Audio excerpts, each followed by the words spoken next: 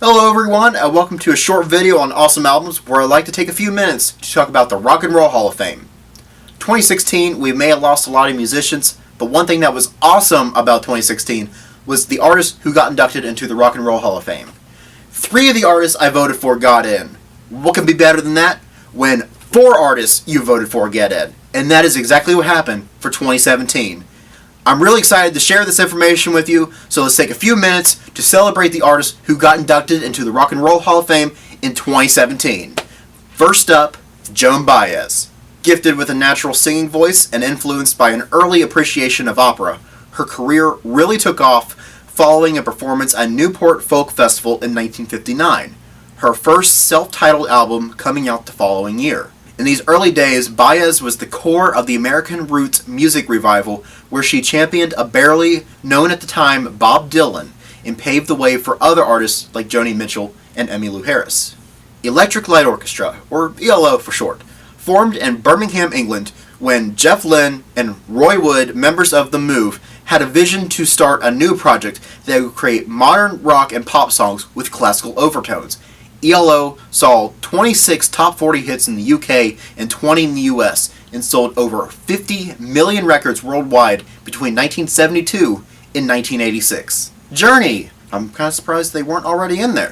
Founded in San Francisco in 1973, the group was initially a combination of ex-Santana and ex-Frumious Bandersnatch members. The band was steeped in psychedelic and jazz fusion sounds of San Francisco and pushed out into the territory of progressive and hard rock with songs like Of a Lifetime and I'm Gonna Leave You. In 1977, they found Steve Perry and their career took off. Their biggest hit is, of course, Don't Stop Believin', and has gone beyond its own place and time and has become a cultural anthem. Pearl Jam. When they released their debut album 10 in August of 1991, Pearl Jam was a band of young unknowns to anyone not from Seattle, Washington. At home, Pearl Jam was practically a supergroup founded in 1990 at a crossroads of classic rock, 70s heavy metal, and hardcore punk, just as the city's underground scene was about to go worldwide. Propelled by the hits Alive and Jeremy, their first album 10 sold over 13 million copies in America, launching a singular career of enduring commercial success and a staunch idealism, and of that commercial success, 10 top 5 albums, and half of them were number ones. Though not rock, Tupac got in this year. Born into struggle, his mother was a leader in the Black Panther movement, but grew up to become not just a multi-platinum rapper, but a movie star. Tupac's first solo album, Tupacalypse Now, instantly generated both acclaim and controversy. 50 Cent said in Rolling Stone, "Every rapper who grew up in the 90s owe something to Tupac," and paid tribute to him as one of the 100 greatest artists of all time. A group nominated last year but didn't get inducted finally got in this year. Yes.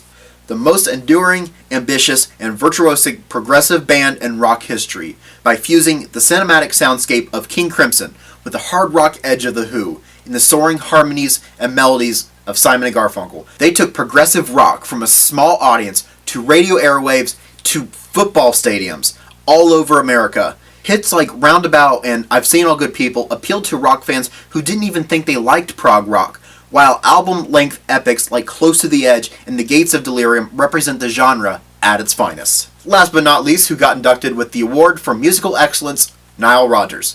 He began his journey as a session musician in his hometown New York, playing with the Sesame Street Traveling Band, and then as a house band member at the Apollo.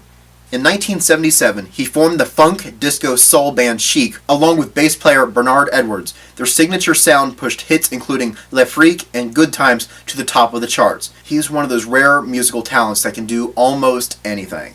In my opinion, this might be one of the strongest years for the Rock and Roll Hall of Fame. And I'm really excited to pick an album by one of these artists that's on this list for my next video. Who will I pick? Find out next time on Awesome Albums.